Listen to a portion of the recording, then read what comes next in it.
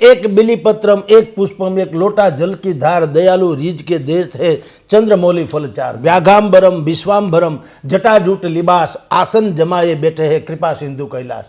શિવનો મહાશિવરાત્રિ ઠીક છે તો એના આપણે પ્રસંગ ઉજવીએ છીએ, પણ 12 માસ 24 કલાક પણ શંકરનું આભૂષણ અથવા તો ગળામાં વીંટાયેલા સર્પ, જે સર્પે પૂજાય છે, કાચબોય પૂજાય છે અને નંદી પણ પૂજાય છે અને સિંહ વાહિની દુર્ગા છે તો પાર્વતી જે સિંહે પૂજાય છે। જગતના જે કલ્યાણ માટે ઝેર પીવે અથવા તો કડવા ઘૂંટડા ઉતારી જાય એનું આખું ખાનદાન પૂજાય। ઇટ્સ એ શિવત્વ, આ શિવત્વ છે। શિવજીનું જે જીવન ચરિત્ર છે ને એ ભારતીય જનતા પાર્ટીનો જે મૂળ ઉદ્દેશ બીજ મંત્ર છે ને એના જેવું છે, અંત્યોદયનો ઉત્કર્ષ। શિવજી એટલે આપણે કહે ને ભોળાનાથ, ભોળાનાથ નથી, ભોળાનાથ છે। ભોળાનાથ એ ભોળા નથી, બુદ્ધિશાળી છે, પણ ભોળાનાથ છે। જે લોકો બિલકુલ ભોળા, અને ભોળા એટલે શું? ભોળા એટલે હાવ ભગત જેવા માણસ, જેની પાસે કશું જ નથી છતાં એને શિવત્વ પામવું હોય તો આ એકમાત્ર સરનામું છે। અને શિવજીને ઠંડક એટલા માટે જરૂરી છે, એને નીલકંઠ છે ને ઝેર પીધેલું છે ને, અને જગતના કલ્યાણ માટે તો એને તમે એની માથે ચંદ્ર છે, બીજ, ચંદ્રનો બીજ, એ શીતળતા આપે। અને શંકરની ઉગ્રતાને તો શાંત આ ચંદ્ર જ પાડી શકે ને। શિવમાંથી તો પ્રેરણા લેવા જેવી અનેક વસ્તુ છે અને હમણાં તમે એ સ્વીકારશો કે આપણે પણ એમાંથી પ્રેરણા લેવી હોય તો એના માટે દીક્ષા લેવી જરૂરી નથી, ખાલી એમાંથી શિક્ષા લઈ લો તો પણ કાફી છે। મયુરભાઈ, જો એક લીટીમાં કહું ને તો શિવ પાસેથી સંપ, શિવ પાસેથી અગર અત્યારના સાંપ્રત ભારતે જો કંઈ સમજણ લેવી હોય ખરા અર્થમાં તો એ સંપ છે, સબકા સાથ ને સબકા વિકાસ। અને દેવાધિદેવ એટલા માટે જ એને કહેવામાં, દેવોના પણ દેવ છે, દેવાધિદેવ મહાદેવ, તેમ છતાં એનામાં તમે જો ભોળાનો ભક્ત છે અને સૌથી વધુ તમને કહું જતું કરનારા હોય કોઈ તો શિવ છે। મહાન ભયંકર મહાભયંકર આતતાઈ જેવા રાક્ષસો પણ પ્રચંડ તપ કરે, શિવજી પ્રગટ થઈને જોઈએ એવું એને વરદાન આપી દે। ભસ્માસુર આપણે કથા જાણીતી છે। ભારત અત્યારે સમૂચા વિશ્વમાં શિવત્વનું અત્યારે પ્રતીક છે। આમ જુઓ તો રશિયા અને યુક્રેનનો ઝઘડો ચાલતો હોય, અફઘાનિસ્તાનનો પાછો બીજાનો ડખો હાલતો હોય, અમેરિકાને હજી ઈચ્છા હોય બીજા બધા દેશોમાં આક્રમણ કરવાની, ચીનને હજી બીજા પ્રદેશો પાકિસ્તાનના પડાવીને આપણી બાજુ આવવાનું હોય, બાંગ્લાદેશમાં બળવો કરાવો। તમે જુઓ અત્યારે આ સિચ્યુએશનમાં ભારત છે ને એ શિવત્વને અનુરૂપ ચાલી રહ્યું છે। એ કોઈનો શત્રુ નહીં, કોઈનો મિત્ર નહીં, અને બધાનો મધ્યસ્થી। શિવ બધાનો મધ્યસ્થી। મનોબુદ્ધ અહંકાર ચિત્તાની નાહમ ન ચ સ્રોત જીવે ન ચ દ્રાણ નેત્રે ન ચ વ્યોમ ભૂમિ ન તેજો ન વાયુ ચિદાનંદ રૂપમ શિવોહમ શિવોહમ। આજે આપણે શિવરાત્રિની વાત કરવી છે। જુનાગઢની અંદર આમ તો મહાશિવરાત્રિ એટલે કે આ વર્ષે મિની કુંભ જેને કહેવામાં આવે, હમણાં જ આપણે ગયા વર્ષે જ્યારે પ્રયાગરાજની અંદર મહાકુંભ જોયો ત્યારે શિવરાત્રિની અંદર પણ ગુજરાત સરકારે આ વખતે મિની કુંભ જેમને નામ આપવામાં આવ્યું છે, તમામ તૈયારીઓ પૂર્ણ થઈ ગઈ છે શિવરાત્રિને લઈને। સાધુના અખાડાઓ જે છે તે પણ ત્યાં હવે આવી રહ્યા છે અને લાખો લોકો આ મહાશિવરાત્રિના પાવન પર્વે ગિરનારની ગોદની અંદર જુનાગઢમાં આવવાના છે। ત્યારે શિવરાત્રિનો અર્થ આપણે જાણવો છે, શિવરાત્રિનું મહત્વ જાણવું છે। આમ તો આપણે મર્યાદા પુરુષોત્તમ રામની વાત કરતા હોય, રામ જન્મોત્સવની વાત કરતા હોય, કૃષ્ણ જન્મોત્સવની વાત કરતા હોય, ત્યારે શિવરાત્રિ શું છે, શિવ શું છે તેમની વાત કરવી છે। તેમના માટે આપણી સાથે સ્વરાજ પર જોડાયા છે વરિષ્ઠ પત્રકાર જગદીશ મહેતા। સર, સ્વરાજમાં આપનું સ્વાગત છે। સર, આપણે વાત કરીએ એમ કે ભાઈ રામ જન્મોત્સવની વાત કરતા હોય, કૃષ્ણ જન્મોત્સવની વાત કરતા હોય, આ બધાની વચ્ચે શિવરાત્રિની વાત કરવી છે આજે, અને શિવ અલગ કેવી રીતે પડે છે? જો મયુરભાઈ, રામચરિત્ર આખે આખું છે મર્યાદા પુરુષોત્તમ આપણે એને નામ આપ્યું છે, કારણ કે એણે સમાજની લાજ રાખવા પોતે સંપૂર્ણ ત્યાગ કર્યો। અને મર્યાદા એને જ કહેવાય જે સ્વયં પાળવામાં આવે, ઓર્ડર કરીને એ મર્યાદા નથી। સ્વયં કે ભાઈ જનતાને કોઈ પણ પ્રકારની આશંકા ન રહેવી જોઈએ અને કોઈ પણ પ્રકારનું અનુબંધન જે તૂટવું ન જોઈએ। સિંહાસન ઉપર બેસતી વખતે એને જ્યારે એમ કહેવામાં આવ્યું કે તમે 14 વર્ષનો વનવાસ જાઓ તો માતા પિતાની આજ્ઞાના પાલન કરતા તરીકે એણે એ રાજગાદી છોડીને વનવાસ સ્વીકારી લીધો। આ મર્યાદા પુરુષોત્તમ। ને તો ધાર્યું હોત તો એ એનો બળવો કરી શક્યા હોત, નાય પડાવી શક્યા, સમજાવી પણ શક્યા હોત, અને એ શક્ય હતું। પણ એણે કીધું કે ના, બ્રહ્મ વાક્ય, જે વડીલોનું માન રાખવું કે જનતાની અપેક્ષા ઉપર ખરા ઉતરવું એ મર્યાદા છે, એટલે એ મર્યાદા પુરુષોત્તમ. ભગવાન કૃષ્ણ એના પછીના છે, એ પ્રેક્ટિકલ ભગવાન છે કે ભાઈ જહાં હમ ખડા રહેતે લાઈન વહાં સે શુरू હોની चाहिए. કૃષ્ણ એટલે ઈ જગતનું કલ્યાણ. આ તમામ જીવ શિવ જે છે ને, આપણે જીવ અને શિવ, શિવ તત્વ એટલે પરમાત્મા, આ બધાનો આશય એક જ છે. અવતાર ગમે તે હોય, બધાનો આશય છે કલ્યાણનો, જનતાના અને સૃષ્ટિના કલ્યાણનો. તો દરેકના વેશ જુદા છે, રસ્તા જુદા છે. ભગવાન રામે ત્યાગ કરી અને પોતાનું આખું જીવન ચરિત્ર સમર્પિત કરી દીધું જનતાના કલ્યાણ માટે. ભગવાન કૃષ્ણએ કીધું કે ના ભાઈ, હું પ્રેક્ટિકલ છું. અમુક અંશે આંખ મીચામણા કરવા પડે તો કરી જવાના, અમુક જગ્યાએ રણ છોડીને ભાગી જવું પડે તો ભાગી જવાનું, અમુક જગ્યાએ સગાવાલા હોવા છતાંય પણ એની ઉપર પ્રહાર કરવો પડે તો કરવાનો. કારણ કે આફ્ટર ઓલ એનો આશય જે છે એ શું છે? જનતાનું કલ્યાણ, સૃષ્ટિનું કલ્યાણ. આ થયું રામ અને શ્રી કૃષ્ણનું ચરિત્ર. હવે આપણે શિવજીની મહાશિવરાત્રિ હમણાં 15મી ફેબ્રુઆરીએ જુનાગઢમાં નહીં, વિશ્વભરમાં ઉજવાશે. પણ આપણે અહીંયા સૌરાષ્ટ્રમાં છીએ એટલે જુનાગઢમાં મિની કુંભ થશે. અને આ વખતે તો રાજ્ય સરકારે પણ એમાં બળી ચડીને ભાગ લીધો છે. આખું લેઆઉટ બદલી ગયું. તમે ગિરનારની ગોદમાં અત્યારે તમે જાઓ તો એ દ્રશ્ય જે છે 2 દિવસ પહેલાં અખબારોમાં છપાયેલું છે. શિવજીની મહાન શિવલિંગ જે હોય, એક મકાન જે આમ તો ભવનાથની તળેટી છે, પણ તમને ખ્યાલ આવે કે તમે કોઈક અલૌકિક વિશ્વમાં પ્રવેશી ગયા છો એ ટાઈપની આ વખતે સરકારે વ્યવસ્થા કરી છે. તો એ શિવ શું છે? એ મહાશિવરાત્રિનું શું કામ? મહાશિવરાત્રિ એ પ્રાસંગિક છે, એવરીડે, એવરગ્રીન. કૃષ્ણ જન્મોત્સવની દિવસે ઉજવા જાય, બીજા દિવસે મટકી ન ફોડે કોઈ, કે બીજા 2-3 મહિનામાં મટકી ન ફોડે. શિવનો મહાશિવરાત્રિ ઠીક છે, તો એના આપણે પ્રસંગ ઉજવીએ છીએ, પણ 12 માસ 24 કલાક. અને આમ તમને કહું મયુરભાઈ, શિવજીનું જે જીવન ચરિત્ર છે ને, એ ભારતીય જનતા પાર્ટીનો જે મૂળ ઉદ્દેશ, બીજ મંત્ર છે ને, એના જેવું છે. અંત્યોદયનો ઉત્કર્ષ. શિવજી એટલે અંત્યોદયનો ઉત્કર્ષ. આ ભગવાન આપણે કહે ને ભોળાનાથ, ભોળાનાથ નથી, ભોળાનાથ છે. ઈ ભોળા નથી, બુદ્ધિશાળી છે, પણ ભોળાનાથ છે. જે લોકો બિલકુલ ભોળા, અને ભોળા એટલે શું? ભોળા એટલે હાવ ભગત જેવા માણસ, જેની પાસે કશું જ નથી છતાં એને શિવત્વ પામવું હોય તો આ એકમાત્ર સરનામું છે. કારણ કે એક બિલીપત્રમ, એક પુષ્પમ, એક લોટા જલ કી ધાર, દયાલુ રીજ કે દેશ હે, ચંદ્રમૌલી ફલચાર, વ્યાઘાંબરમ વિશ્વાંભરમ, જટાજૂટ લિબાસ, આસન જમાએ બેઠે હે, કૃપા સિંધુ કૈલાસ. એને કાંઈ કરતાં કોઈ તમારે વિશેષ શૃંગાર, વિશેષ પૂજન વિધિ કશું જ નહીં. એક બિલીપત્રમ, એક પુષ્પમ, એક લોટા જલ કી ધાર. હવે પહેલાના જમાનામાં નદી કાંઠે જ ગામ વસતા, સંસ્કૃતિ વસતી નદી કાંઠે જ મોટા ભાગે એમ. એટલે અને બિલીપત્ર એ ઉપેક્ષિત વૃક્ષ છે. આપણે ઓલી હરણા અને પારધીની કથા તો જાણીએ છીએ કે હરણા આવ્યા, પારધી શિકાર કેટલા દિવસથી ભૂખ્યો હતો, એને આ વખતે તો શિકાર કરીને જ જવું, એટલે અઠવાડિયા 10 દિનનો હક, આપણી ભાષામાં સંગ્રહ. તો જે તે સમયની વાતો છે. પણ હરણાને વાચા ફૂટીને એણે કીધું કે ભાઈ તું અમને મારી નાખ, તારો અધિકાર છે, તું શિકારી છો, અમે તો છીએ જ આ રીતે, પણ મને તું થોડોક સમય આપ. શું? હું મારા બાળ બચ્ચાને મળવા જાઉં છું. હરણીએ કીધું એને મળીને આવું, મારે છેલ્લું પહેલું. અત્યારે ફાંસીને હોય ત્યારે છેલ્લી ઈચ્છા પૂરી કરવામાં આવે છે ને, તો આ તો જે તે સમયની વાતો દંતકથાઓમાં છે એટલે કહું. તો એણે કીધું ભાઈ હું આવું ત્યાર પછી તો મને વધ કરી નાખજો, બીજું શું થાય. એટલે કેટલાક સમય પછી માની લો કે એના બાળ બચ્ચાને મળવા ગઈ હરણી, અને પછી આવે, ત્યાં સુધીનો ટાઈમપાસ તો કરવો ને. એટલે ટાઈમપાસ માટે આ એક જંગલમાં જ ગયો તો જંગલમાં એને ખબર નથી પારધીને કે કયું વૃક્ષ છે. ઘટાટો વૃક્ષ હોય એમાં બેઠા. ના, બિલીપત્ર એવું છે, એમાં એના પાંદડા બહુ મોટા મોટા હોય અને 3 પાંદડા એક સાથે હોય, એટલે એ ત્યાં છુપાઈને બેઠો હતો. હવે હરણી આવે તો રાહ તો જોવી ને, રાહ જોવી. એટલે ટાઈમ પાસ કરવા શું કરવું? આપણે તળાવની પાળે બેઠા હોય તો આપણે ખબર એક કાંકરી નાખ્યા કરીએ, વમળો સર્જાય, ટાઈમ પાસિંગ. તો આણે શું કર્યું? એક બિલીના પાન હતા, એ પાન તોડતો જાય ને ટાઈમ પાસ કરતો જાય. નીચે શિવલિંગ હતું અને બિલીના પાન એ તો અનાયાસ, એને ખબર નહીં કે શિવલિંગ છે, પણ શિવની ઉપર આ બિલીપત્ર પડ્યા. બિલીપત્ર આમ ટાઢળક આપે, તમારી જાણ ખાતર. બિલીપત્ર આમ ઉપેક્ષિત છે, કારણ કે આસોપાલવ ને આંબાના પાંદડા ને એ બધા પાનને, એની નાગરવેલના પાન ને એ બધા છે ને, આ તમારે મારી એ બજારમાં એનું ચલણ છે. અને આ જે છે ને ઉપેક્ષિત વૃક્ષ છે. પણ બિલીપત્ર ઠંડક આપે, અને શિવજીને ઠંડક એટલા માટે જરૂરી છે, એણે નીલકંઠ છે ને ઝેર પીધેલું છે ને, અને જગતના કલ્યાણ માટે. તો એને તમે જો એની માથે ચંદ્ર છે, બીજ ચંદ્રનો બીજ, એ શીતળતા આપે. અને શંકરની ઉગ્રતાને તો શાંત આ ચંદ્ર જ પાડી શકે ને.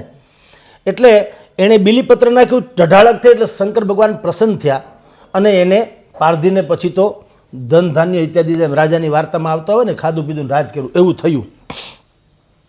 ત્યારથી આપણે આજ સુધીની વાત કરીએ તો ભગવાન શંકરને પણ એવી એનું આ જીવન ચરિત્ર વિશે તમે જે વાત કરી એ કહું છું.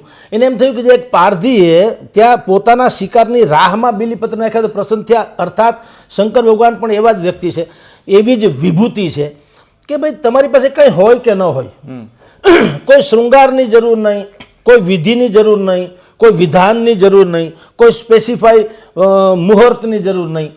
તમે એક બીલીપત્રમ, એક પુષ્પમ, એક ફૂલ, અને એ ધતુરાનું ફૂલ. ધતુરાનું ફૂલ પણ ઉપેક્ષિત છે. તમે જો ધતુરાના ફૂલનો કોઈ હાર પહેરીને ન જાય, ગુલાબનો ફૂલનો હાર પહેરીને જાય, કરણના ફૂલનો હાર પહેરીને જાય, બાકી બધું ડોલરના ફૂલનો હાર પહેરીને જાય, ધતુરાના ફૂલ કોઈ પહેરે નહીં. એના લોકો ફૂલે ન માને, ઉપેક્ષિત. જેને કે અંત્યોદયનો ઉત્કર્ષ મેં વાત કરી ને, ભારતીય જનતા પાર્ટીનું છે અંત્યોદયનો ઉત્કર્ષ, છેવાડાના લોકોની સેવા કરવી. તો આ શંકર ભગવાનમાંથી જો પ્રેરણા લઈએ તો અંત્યોદયનો ઉત્કર્ષ એણે આજીવન પરંપરાગત કરી રહ્યા છે કે અંત્યોદય કોણ? ઉપેક્ષિત હતું બીલીપત્ર, એનો પણ એને ઉદ્ધાર કર્યો, મસ્તક ઉપર ધારણ કર્યું, મુગટની જેમ પગમાં નહીં રોળ્યું. એવી રીતે એક પુષ્પમ, એ પણ આ ધતુરો, અને એક લોટા જલકીદાર. પેલા સંસ્કૃતિ તો ગામ ક્યાં વસતા? નદી કાંઠે. એટલે પાણી તો હોય જ, દૂધ પંચામૃત હોય તો હજી માથાકૂટ, એ કોઈ પણ હોય કે ન હોય. હવે આ ત્રણ વસ્તુ જે છે એ સિમ્પ્લિસિટી છે. એટલે ભગવાન શંકર પ્રાસંગિક છે. મેં તમને કીધું ને, કૃષ્ણ જન્મોત્સવ ને રામ ને એની તિથિ અનુસાર ઉજવાય ને એનું એક પ્રક્રિયા છે. પછી બીજા ત્રીજા દિવસે કે 2-5 દિવસ પછી કાંઈ એ પ્રાસંગિક ન રહે. અત્યારે તમે ક્યાંય તમે અત્યારે બજારમાં જાઓ તો કોઈ મટકી ન બાંધે, જન્માષ્ટમી એ શોભે, ઓકે. શિવની પૂજા એવરી ડે છે અને એમાંથી તમારે એ પ્રાસંગિક છે કારણ કે એવરગ્રીન છે. અને સિમ્પ્લિસિટી, સાદગી એ શિવનું મહાત્મ્ય છે. જી સર, મહાશિવરાત્રિની જ્યારે આપણે વાત કરી રહ્યા છીએ, તમે ઘણી બધી ચર્ચાઓ કરી, ત્યારે પ્રાસંગિકતાની પણ આપણે વાત કરી કે ખરેખર એમની પ્રાસંગિકતા શું છે? જુઓ મયુરભાઈ, બિલકુલ સાચી વાત. શિવમાંથી તો પ્રેરણા લેવા જેવી અનેક વસ્તુ છે અને હમણાં તમે એ સ્વીકારશો કે આપણે પણ એમાંથી પ્રેરણા લેવી હોય તો એના માટે દીક્ષા લેવી જરૂરી નથી, ખાલી એમાંથી શિક્ષા લઈ લો તો પણ કાફી છે. શિવ જે છે એની ઉપાસના એ તમારે શિવની જેમ બનીને કરવી જોઈએ, એને ભોળા ભક્ત થઈને. એમાં કોઈ આડંબરે નહીં, કોઈ વિધિ વિધાને નહીં, કુછ નહીં. તમે જુઓ, શિવજી જે છે જ્ઞાનના દેવતા છે. એટલે તો એના મસ્તિષ્કમાંથી આપણે કે ને જ્ઞાન, આપણે ગંગા કહીએ છીએ, ભગીરથી ગંગા, પણ અત્યારના યુગમાં કહો તો જ્ઞાન ગંગા અવિરત વહે એ મસ્તિષ્કમાંથી શિવજીના. પછી એ હિમાલયમાં રહે છે, આપણે માનીએ છીએ ને. તો એ શું છે? હિમાલય જે છે ને એ તમારી જાણ ખાતર એ શ્વેત શબ્દ છે, એટલે સફેદી, એ છે શુદ્ધતાનું પ્રતીક. તમારું ચારિત્ર શુદ્ધ હોય તો તમારી સાધના ફળે. આ પ્રાસંગિકતા છે. પછી ઊંચા આસન ઉપર બેઠા છે. તમારે કોઈ પણ વસ્તુ કંઈ પામવી હોય તો તમારે એ કક્ષા પ્રાપ્ત કરવી પડે, એ ઊંચાઈએ જવું પડે, એટલો પરિત્યાગ કરીને ત્યાં પહોંચો તો તમે કંઈક પામી શકો. કુછ પાને કે લીએ કુછ ગવાના પડતા, એમ કહીએ ને, यहाँ તો સબ કુછ ગવાના પડતા અગર કુછ અચ્છા પાના હો તો. પછી ત્રિલોચન, શંકર ભગવાન ત્રીજી આંખ છે, થર્ડ આઈ. અત્યારે સીસીટીવી કેમેરા હોય એ એટલા માટે છે, એણે ત્રિલોચન ખોલીને કામદેવને ભસ્મ કરેલો, રાઈટ. તો ભગવાન શંકર પ્રાસંગિક આપણને એમ કહે છે કે ભક્તિ જો તમારે કરવી હોય તો કામ વાસનાને પહેલાં તમારે ભસ્મ કરવી પડે. બે વસ્તુ સાથે ન ચાલે. અને જ્યાં સાથે ચાલે છે આડંબર, એનું છાપામાં આવે, એના ગ્રંથ ન બને.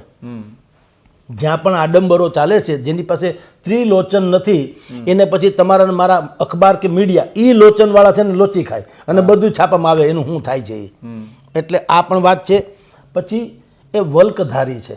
આમ જો વાઘનું ચામડું, શંકર ભગવાનનું જે છે ને, હવે ચારિત્ર તમને હું વાત કરું પ્રાસંગિકતાથી, એટલું બધું બહેતરીન વાત છે અત્યારના યુગ પ્રમાણે કે ભાઈ એણે ભભૂતિ ચોપડી છે, મેકઅપ નહીં, ભભૂતિ, એ સ્મશાનની ભભૂતિ, મળદાની, રાઈટ. અને રહેવું સ્મશાનમાં, વાઘનું ચામડું પહેરવું, એ શું સૂચવે છે? એ એમ કહે છે કે તમારે મહેલમાં બેસો કે મોટા દેવાલયમાં બેસો તો જ તમારી મહત્તા છે એવું નહીં. જો તમારામાં કંઈક કૌવત કે દૈવત હોય તો સ્મશાનમાં પણ તમે પૂજ્ય છો. નહીં તો સામાન્ય રીતે સ્મશાનમાં કોઈ રહે નહીં. સ્મશાનમાં રહેવા છતાંય તમે પૂજ્ય છો. અને એટલું જ નહીં, ભૂત પ્રેત ઇત્યાદિ તો એના ગણ ગણાય. મિત્રો ગણ ઇન ધ સેન્સ, હાલો ને આપણી ભાષામાં, એના ફ્રેન્ડ સર્કલ, એ ભૂત પ્રેત જેનાથી સમાજ ભાગે. પણ શંકર ભગવાનને તમે જુઓ તો સ્મશાનમાં રહે છે અને ભૂત પ્રેત તો એની જાનમાં જોડાણ હતા, આપણે જાણીએ છીએ. તો કોઈ ભયભીત ન થયું, એ રૂપાળું લાગ્યું. હું કામ? એને સંગાથ હતો શિવજીનો. શિવ એટલે ભીતરી સૌંદર્ય, આડંબર નહીં, મેકઅપ નહીં, શૃંગાર નહીં, ભીતરી સૌંદર્ય. આંતરિક સૌંદર્ય જેટલું મહાન છે કે ગળામાં સાપ વીંટો હોય ને તો હોનાનો હાર લાગે. અત્યારે આપણે તમે 10-12 તોલાનો હોનાનો હાર પહેરીએ તો કાં ભૂંડા લાગીએ ને કાં કોકને આંખે ચડીએ, બેમાંથી એક તો છે. શંકર ભગવાનમાં એક ભગવાન છે કે નાગ છે કાયદેસર, વિષ ઝેરીલો નાગ, છતાંય તમને એ રૂપકડું લાગે. એ જે છે એ વૃષક એટલે બળદ ઉપર એની સવારી છે. એ પણ શું છે? ભાઈ ખેડી ખાવ. તમારી ગાદી પણ એવી ન હોવી જોઈએ કે તમને કોઈક વાવીને લણીને આપી જાય. ખેડી ખાવાની વાત છે. જે સાધુ સંતો જે છે, આપણે જુનાગઢમાં અત્યારે આપણે જોશું, હમણાં નાગાબાવાનું સરઘસ એ નીકળશે, બાકી અનેક વિભૂતિઓ ત્યાં આવવાની છે સાધુ સંતોની. એમાં કેટલાકના ઉતારા અને કેટલાકનું વગેરે વગેરે બધું થવાનું છે. પણ સંતોએ પણ એક આમાંથી પ્રેરણા લેવી જોઈએ કે બળદની સવારી એટલે નંદીની સવારી કરવાનો અર્થ એ છે કે સાધુ સંતોએ પરોપકારી રહેવું જોઈએ ને પરાવલંબી ન રહેવું જોઈએ. પરોપકારી રહેવું જોઈએ, પરાવલંબી નહીં. તમે દક્ષિણા દઈ જાઓ, મારો આશ્રમ હાલે, એ શિવ તત્વ નથી. ખેડી ખાવાનું, નંદી સવારી દશે, તમે પોતાનું ખેડી ખાઓ અને બીજાને ખવડાવી દો તો થાય. અત્યારે એવું છે કે હજારો લોકો આવે ને લાખો રૂપિયા નાખી દે ને પછી કહેવાય હું કે ફલાણા આશ્રમમાં તો સદાવ્રત ચાલે. પણ ફલાણા આશ્રમમાં ઢીકણાભાઈ આપે તો ચાલે છે ને. ઢીકણાભાઈ બંધ કરે તો ફલાણાભાઈ પણ કાંઈ ના આવે. એટલે ખેડી ખાવાની વાત છે. શંકર ભગવાન પાસેથી શીખવાનું છે. એની પાસે ત્રિશુલ, શસ્ત્રમાં ત્રિશુલ છે. તો ત્રિશુલ બે રીતે હોય છે. સામાન્ય રીતે બીજા બધા શસ્ત્રો કેવા હોય, બધા તરવારો હોય, ભાલા હોય, ઇત્યાદિ ઇત્યાદિ દેવી દેવતાઓ પાસે એ સંહાર માટેનું જ છે કે ભાઈ જે દાનવ કક્ષાના લોકો હોય એને સંહાર માટે થઈને આવા શસ્ત્રો હોવા જોઈએ. શંકર ભગવાનનું ત્રિશુલ અલગ પ્રકારનું છે. એ શસ્ત્ર પણ છે ને શાસ્ત્રીય રીતે પૂજીએ ને પણ ત્રિશુલની પૂજા થઈ શકે. તલવારની પૂજા ઓછી તમે સાંભળી છે, ઢાલની પૂજા ઓછી સાંભળી છે. એ પૂજા ન થાય સામાન્યતઃ. આ ત્રિશુલ તો તમે જ્યાં મૂકો છે તમને 100% આપણે પૂજનીય ગણીએ છીએ. એટલે એ પૂજ્ય પણ છે અને જે આતતાયી લોકો હોય છે એને સંહાર કરવા માટે પણ છે. અને આવા ભોળાનાથ એની પાસે ડમરું છે, બરાબર. વાદ્યમાં ડમરું શું છે? તમે જુઓ, જે નાગને કાન નથી એમ કહેવામાં આવે છે, સાયન્ટિફિક રીતે નાગ સાંભળતો નથી હોતો, એ ઈશારાથી પણ મદારી ડમરું વગાડે છે ને, ડગ ડગ ડગ ડગ ડમરું વગાડે તો નાગે ડોલવા માંડે. ભગવાન શંકરનું ડમરું આપણને એમ સૂચવે છે, તમારામાં પ્રજ્વલિત જ્ઞાન કરાવે છે. એનું ડમરું એવું છે, તમે યા તો તમે જેને કોઈ અજ્ઞાન હો, યા તમે ભોળા હો, યા તમને કશી ખબર નથી. માન લ્યો શંકરજીનું ડમરું જે છે એ તમારામાં જ્ઞાન પ્રજ્વલિત કરે, તમને તમારી પ્રજ્ઞાને જાગૃત કરે, એ ડમરું છે. અને ભગવાન શંકરે નીલકંઠ એટલે જગત માટે ઝેર પીધું, બહુ જાણીતી પંક્તિ ને બધી વાતો છે. પણ એ શું સૂચવે છે તમે જુઓ. કાર્તિકેય પૂજાય, ગણપતિજી તો સર્વથા પૂજનીય છે, મા પાર્વતી પૂજનીય છે, આ બધું તો હતું. પણ શંકરનું આભૂષણ અથવા તો ગળામાં વીંટાયેલા સર્પ, જે સર્પે પૂજાય છે, કાચબોય પૂજાય છે, અને નંદી પણ પૂજાય છે, અને સિંહ વાહિની દુર્ગા છે તો પાર્વતી જે સિંહે પૂજાય છે. જગતના જે કલ્યાણ માટે ઝેર પીવે અથવા તો કડવા ઘૂંટડા ઉતારી જાય એનું આખું ખાનદાન પૂજાય. ઇટ્સ એ શિવત્વ. આ શિવત્વ છે. જી સર, આમાંથી ખરેખર સમાજે શું ગ્રહણ કરવાની જરૂર છે? શિવ તત્વની આપણે વાત કરી, શિવમાંથી સમાજે શું ગ્રહણ કરવું જોઈએ? મયુરભાઈ, જો એક લીટીમાં કહું ને તો શિવ પાસેથી સંપ જે છે, અત્યારના જે વિભક્ત કુટુંબોનો પ્રશ્ન છે, ધર્મના વાડાઓ પણ વિભક્ત થતા જાય છે, જ્ઞાતિ જાતિ બધાય વિભક્ત બહુ થતા જાય છે, છૂટા છવાયા. શિવ પાસેથી અગર અત્યારના સાંપ્રત ભારતે જો કંઈ સમજણ લેવી હોય ખરા અર્થમાં તો એ સંપ છે, સબકા સાથ ને સબકા વિકાસ. એ શિવનું સૂત્ર છે. આપણે એને પોલિટિકલી ભલે બીજા લોકો ગમે એમ વાપરે. શું છે મેં હમણાં તમને કીધું, એક તો ગળામાં સર્પ છે, ગરુડજી ઉપર બિરાજમાન મોર, અને મોર ઉપર બિરાજમાન જે છે એ કાર્તિકેય છે, ઉંદર ઉપર બિરાજમાન જે છે એ ગણેશજી છે, સિંહ ઉપર બિરાજમાન જે છે એ પાર્વતી છે, અને શંકર સ્વયં નંદી ઉપર છે. આ બધા એકબીજાના સહારક છે. તમે જો ઉંદરને સામાન્ય રીતે મોર જે છે એ ખાઈ જાય, સિંહ નંદીને ખાઈ જાય, ઉંદર આને ખાઈ જાય એવું વાત છે, સિંહ આને રીતે ખાઈ જાય છે, સાપ છે ગરુડ છે એ સાપને ખાઈ જાય, બધું છે ને, છતાં કોઈ કોઈને ખાતું નથી, બલકે બધા સંપીને રહે છે. કોઈ અને એકબીજાના પૂરક બને છે, સહારક નહીં, પૂરક બને છે. શું કામ? વચ્ચે શું છે કેન્દ્રમાં, એપિસેન્ટર કોણ છે? શિવ. શિવનું ગુજરાતી છે સબકા સાથ. કોઈ તમારામાં જો ભીતરી સૌંદર્ય અને પરમ કલ્યાણની ભાવના હોય, સંયમ હોય, તમામ પ્રકારની સક્ષમતા હોવા છતાં સંયમ હોય, ક્ષમા વીરસ્ય ભૂષણમ એટલા માટે જ કહેવામાં આવે. નબળા લોકોની ક્ષમાનું શું આવે? તો બિચારા અમથાય લાચાર હોય છે. પણ જે શક્તિશાળી છે, હવે ભગવાન શિવ તો અજન્મોજય છે. ત્રંબકમ યજામહે સુગંધમ પુષ્ટિવર્ધનામ ઉર્વા રૂકમિવ બંધના મૃત્યુ મુક્ષ આપણે બોલીએ છીએ ને, મહામૃત્યુંજય. પણ જે જન્મ જ નથી ને મૃત્યુનો ક્યાં પ્રશ્ન છે? ભગવાન શિવના કોઈ ડેડી મમ્મી તો છે નહીં, એ સ્વયં પ્રકાશિત જે કહેવાય સ્વયંભૂ. તો એ સ્વયંભૂ જે છે એ શું કહે છે કે જ્યારે મને મોત નામનો કોઈ ચીજ જ નથી, એના ડાયરીમાં મોત નામનો શબ્દ જ નથી, જન્મ થઈ ગયા ધેટ્સ ઓલ. હવે મૃત્યુનો ભય જ નથી, કારણે નથી. તેમ છતાં, અને દેવાધિદેવ એટલા માટે જ એને કહેવામાં, દેવોના પણ દેવ છે, દેવાધિદેવ મહાદેવ. તેમ છતાં એનામાં તમે જો ભોળાનો ભક્ત છે, અને સૌથી વધુ તમને કહું જતું કરનારા હોય કોઈ તો શિવ છે. મહાન ભયંકર મહાભયંકર આતતાઈ જેવા રાક્ષસો પણ પ્રચંડ તપ કરે, શિવજી પ્રગટ થઈને જોઈએ એવું એને વરદાન આપી દે. ભસ્માસુર આપણે કથા જાણીતી છે, જેના માથે હાથ મૂકે એ ભસ્મ થઈ જાય. ખબર તો હોય શંકર ભગવાનને, પણ હવે એનું તપ છે તો એનું તપનું એણે મૂલ્ય આંકીને એને વરદાન આપી દીધું. કોઈનું રાખે નહીં મોરારી આપે વ્યાસ સહિત ગિરધારી, એના જેવું છે.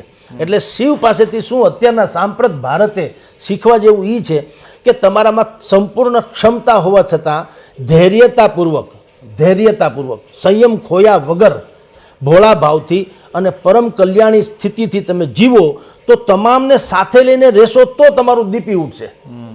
એકબીજાના સહારક નહીં બનો. નહીં તો છે અત્યારે મેં આગળ તમને વર્ણન કર્યું એમ કે મોર આને ખાઈ જાય ને ઓલો આને ખાઈ જાય, સિંહ નંદીને ખાઈ જાય વગેરે વગેરે છે. પ્રાકૃતિક રીતે જુઓ તો એકબીજાનો ખોરાક છે, પણ એ ખોરાક નથી બલકે સહારક છે. એકબીજાના એ બધાની સાથે રહેનારા છે, સંભાળ રાખનારા છે, સહારક નથી. તો એ એમ સૂચવે છે કે જો કેન્દ્રમાં શિવત્વ હોય તમારા બધામાં દેશભરમાં, શિવત્વનો ગુજરાતી એ છે કે દરેકનો સ્વીકાર. શિવત્વ એટલે શું છે? એ ભલે સાપમાં જે છે તો એનો સ્વીકાર કર્યો, કાચબામાં ધૈર્યતા છે એનો સ્વીકાર કર્યો, નંદીમાં ખેડી ખાવાની એટલે પુરુષાર્થ છે એનો સ્વીકાર કર્યો, મોર જે છે સૌંદર્યતાનું પ્રતીક છે તો એનો સ્વીકાર કર્યો છે, ઉપર ચંદ્રમા છે, બધું જ પ્રકારનું છે. તમામનો ઉપેક્ષિતોનો સ્વીકાર અને સમાજના કલ્યાણ માટે થઈને પરોપકારી જીવન જીવવાની જે વ્યવસ્થા છે એ શિવત્વ પાસેથી સમૂચા. આમ તો વિશ્વએ કોઈ તમને અડચણરૂપ ન લાગવું જોઈએ. કોઈ તમને આમ કહે ને કે એક આંખ આપણી માની લો કે ક્યાંક ઈજા પામે તો આંખ ફોડી ન નખાય, એવી રીતે કોઈક સંબંધ આપણને આડાવડો લાગે તે તોડી ન નખાય. એ જે વાત છે ને એના જેવું છે કે આમાં તમે નાગમાં, તમને મને નાગમાં ઝેર જ દેખાય, શંકરને કાં ઝેર ન દેખાણું? દ્રષ્ટિ એવી સૃષ્ટિ. આપણે આમ જુઓ તો લોકબોલીમાં શું કહીએ છીએ, કોઈક માણસ બહુ નકામા જેવો લાગતું હોય થોડોક, આપણે આ તો હાવ બળદિયો છે એમ કહીએ છીએ. જ્યારે કે ભગવાન નંદી તમે જુઓ, ભગવાનને તો એનું આસન બનાવ્યું છે કાચબો. આપણે આ તો એટલો ઢીલો માણસ છે ને ભાઈ, આ કેદી કુંજાણે પહોંચે, કાચબાની જેમ હાલે, પણ ધૈર્યતાનું પ્રતીક છે. પછી મેં તમને કીધું તેમ કે સિંહ ભાઈ ભગવાન બચાવો એનાથી ભાગજો ભાઈ, સિંહથી વાત પૂરી થઈ ગઈ એવું નહીં. સિંહ પર તમે જો માતા પાર્વતીનું આસન છે, સિંહ ત્યાં ડાયો ડમરો થઈને રહે છે. તો આ તમામ અપ્રાકૃતિક લોકો છે, વિપરીત પ્રકૃતિવાળા, છતાંય સંયમથી રહે છે. હું કામ? એપિસેન્ટર શિવ છે. ભારત અત્યારે સમૂચા વિશ્વમાં શિવત્વનું અત્યારે પ્રતીક છે. આમ જુઓ તો રશિયા અને યુક્રેનનો ઝઘડો ચાલતો હોય, અફઘાનિસ્તાનનો બીજાનો ડખો હાલતો હોય, અમેરિકાને હજી ઈચ્છા હોય બીજા બધા દેશોમાં આક્રમણ કરવાની, ચીનને હજી બીજા પ્રદેશો પાકિસ્તાનના પડાવીને આપણી બાજુ આવવાનું હોય, બાંગ્લાદેશમાં બળવો કરાવો. તમે જુઓ અત્યારે આ સિચ્યુએશનમાં ભારત છે ને એ શિવત્વને અનુરૂપ ચાલી રહ્યું છે. એ કોઈનો શત્રુ નહીં, કોઈનો મિત્ર નહીં, અને બધાનો મધ્યસ્થી. શિવ બધાનો મધ્યસ્થી, એ કોઈનો શત્રુ નથી, કોઈના મિત્ર નથી. તમે જુઓ, મેં આગળ જે એના વાહનોની વાત કરી એમ. એટલે આ પ્રકારનું જો શિવત્વ તમે ને હું આપણા ઘર ઘરાવમાં પણ એકબીજા પરિવારમાં સંપ જો રાખો, તમે સાપમાં ઝેર જ ન જુઓ, બળદિયામાં કેવળ ને કેવળ તમને એમ ન માનવું પડે કે આ નકામો છે, તમને કાચબામાં એની ધીમી ગતિ જ ન દેખાવી જોઈએ. આ પ્રકારનું કોઈ આપણા કુટુંબમાં હોય ને, કોઈક સારો નર્સો હોય, કોઈક બ્રિલિયન્ટ હોય, કોઈક થોડોક ઓછો ઓલો હોય, કોઈ બુદ્ધિશાળી હોય, કોઈક ઓછી આવડતવાળો હોય, આ બધાને પણ એમાં સદગુણ જે છે એ પ્રાપ્ત કરી લેવાના. દત્તાત્રેયની જેમ એણે કબૂતરમાંથી શાંતિ લીધી, કૂતરામાંથી ભરોસો લીધો, વગેરે વગેરે, વફાદારી લીધી. એવી રીતે શિવ જે છે એ આપણને સૂચવે છે, ભારતના તમામ લોકોને, ખાસ કરીને શિવ ભક્તોને, કે આપણા કુટુંબમાં કે આપણા આડોશ પાડોશમાં પણ કોઈ નબળું હબળું હોય તો પણ એની જે સારપ હોય એને સ્વીકારી લ્યો તો તમે સંપથી જીવો. અને સંપ હોય ત્યાં હંમેશા જંપ રહેવાનો, એમાં કોઈ દિવસ પ્રોબ્લેમ નહીં. એટલે મહાશિવરાત્રિ જે કેવળ ધાર્મિક પર્વ નહીં, એ સોશિયલ એંગલથી પણ તમે જુઓ, સામાજિક રીતે તો પણ આપણને બહેતરીન સંદેશો પૂરો પાડે. અને એ રીતે તમે શિવની આરાધના કે ઉપાસના કરો 12 માસ, તો તમારા ઘરમાં પણ શિવના જેવું જ હિમાલય જેવી શાંતિ, ઠંડક પ્રસરી રહે. જી ખૂબ ખૂબ આભાર સર, મહાશિવરાત્રિ લઈને આટલી બધી આપણી સાથે ચર્ચા કરી.